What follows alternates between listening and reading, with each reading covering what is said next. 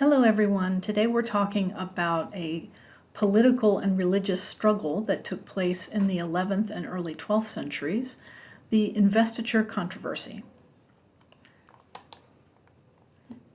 We're going to start with a story about Henry III, who was King of Germany and Holy Roman Emperor from 1039 to 1056, and Pope Leo IX, who was Pope from 1059 to 1064. Now, to understand what was happening in the early and mid-11th century, we have to understand a little bit about the way that church governance had come to work. You may remember that there was a feudal relationship between Abbot Leo of St. Mary of Grasse and Bernard Atten, the Lord of Carcassonne. And that's a good example of the way that noble families were both heads of the church and heads of the military, particularly since as many noble families practiced primogeniture, which means that you leave everything to the eldest son. There were many sons of the nobility who chose to go into the church. So it had never been an issue before the mid-11th century that local families had the charge of various ecclesiastical offices which took place on their land. But the church in the 11th century began to try to focus and expand its influence. And so we're going to start that story with Henry and Leo. Henry III, King of Germany, was crowned emperor in 1046. And at that time, the kings of Germany had pretty much control over who became the pope. That was because of that old, solid Frankish papal relationship, but also because the political people in Rome were particularly weak at this time.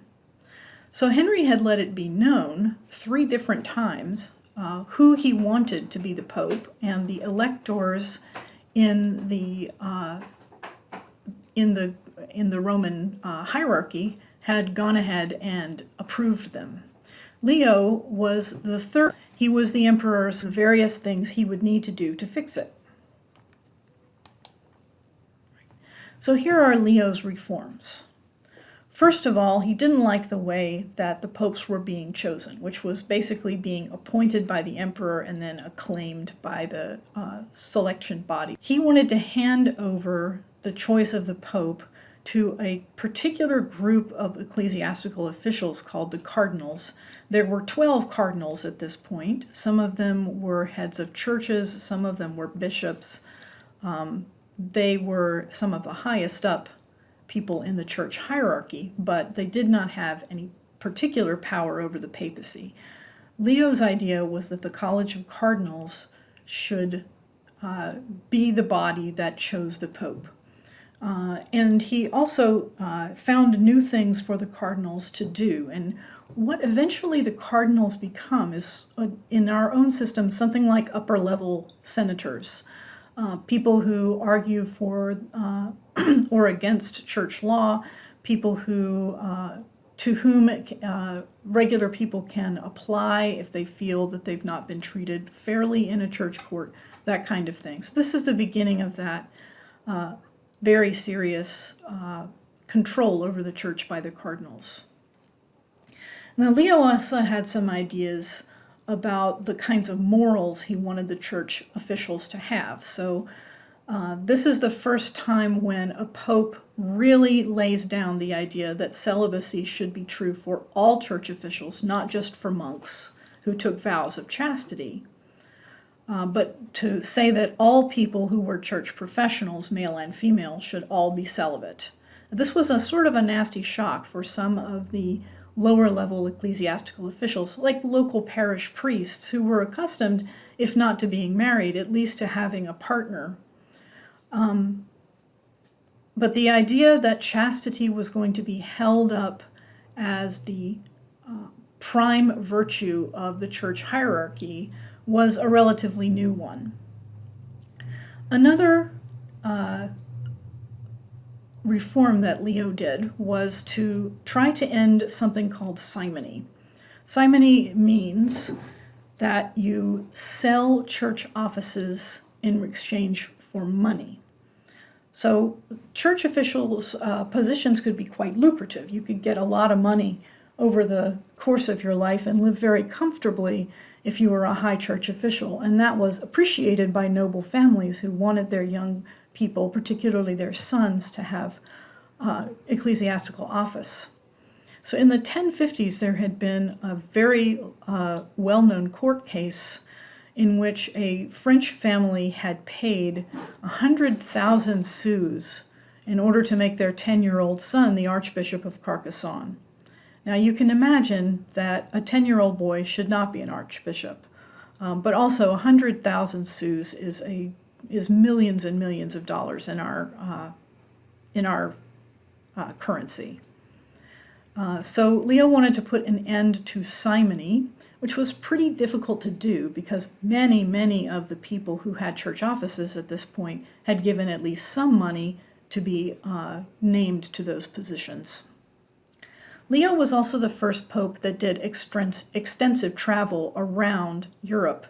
Usually they just stayed in Rome and issued declarations from there, but Leo actually traveled around France and Germany, preaching celibacy and the end of simony.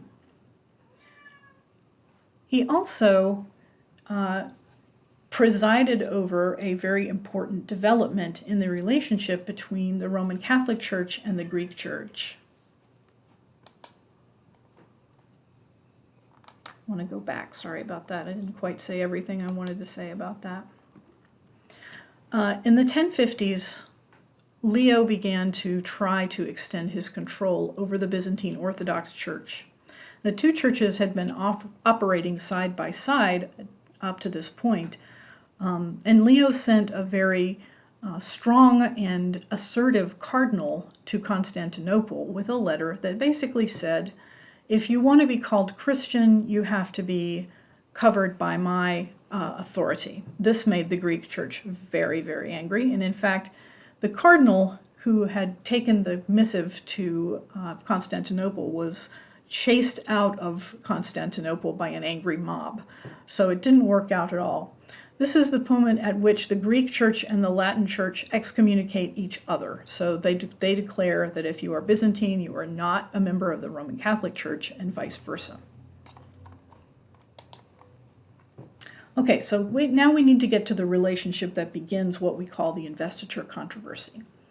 And this will be between Henry IV, the son of Henry III, who was emperor from 1056 to 1106, and Pope Gregory VII, who was pope from 1073 to 1084. Henry III died while Henry IV was still a very young child. And during his childhood, his mother, Agnes of Anjou, was the regent for little Henry IV. A regent is a person who stands in the place of a royal official who, for one reason or another, like childhood or illness, cannot preside over the office that they're supposed to preside over. She was very devout, very Catholic, and was completely on board with all of the reforms that Pope Leo had tried to put in. And she had a good relationship with the Pope. But when Leo IX died, his cardinal, whose name was Hildebrand, became pope as the Gregory VII. And let me just explain a little bit about names of popes here. Each pope puts aside their birth name and chooses a new name. And then the names are actually numbered. So Pope Gregory VII was the seventh person to have the title Pope Gregory. This Pope Gregory came to power in 1073 and began to push again for the kinds of reforms that Leo IX had pushed for. The problem was that he did not have in Henry IV a cooperative German emperor, and he also was beginning to extend his control into parts of the hierarchy that nobles pretty much felt that they controlled and should control. This all came to a head over something called investiture. Investiture is the moment at which a person becomes a bishop. They are given a staff, which is called a crook. a ring, which shows their authority, and then a tall pointed cap called a mitre. And at that point, it was common for bishops to be invested by the king. We're going to talk more about that in class, so I'll leave it there. But this is the point at which the Dictatus Papae, which is our document for this week, comes into play. Here's a picture of the Dictatus Papae. You can see it's written as a list, almost like a list of bullet points.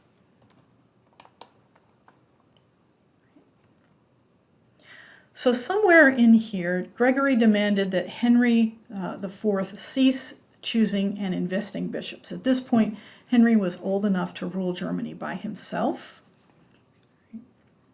And the Pope threatened to excommunicate Henry if he did not cease choosing and investing bishops. Now, let me talk a bit about excommunication.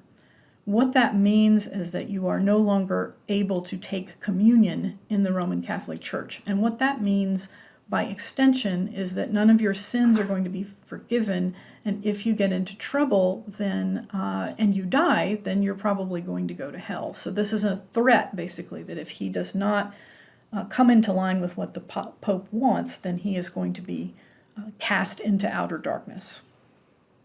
Not surprisingly, however, the German bishops, all of whom had been chosen and invested by Henry, sided with Henry. So Gregory excommunicated Henry. That led to a very long and very nasty civil war inside of Germany, in which some barons rebelled against Henry because he was excommunicate, and some took issue with that and supported the emperor. This conflict went on for quite some time until Henry decided to try to make peace with the Pope. He heard that the Pope was going to pass through an area in northern Italy called Canossa, and went down to Canossa hoping to make friends again with the Pope. I'll show you an image in class of what that meeting is imagined to have looked like. He got to Canossa, it was the middle of the winter, and the legend says that Gregory kept him waiting outside in the snow, some time of it on his knees, and for 3 days until he would allow him to come into the castle and make a peace treaty with him. Unfortunately, as soon as Henry got back home to Germany, he began doing all the things that Gregory had told him not to do. In other words, he broke the agreement that they had made at Canossa. So in response, Henry invaded Rome in 1084, threw Gregory off the throne, and Gregory died in 1085 in exile.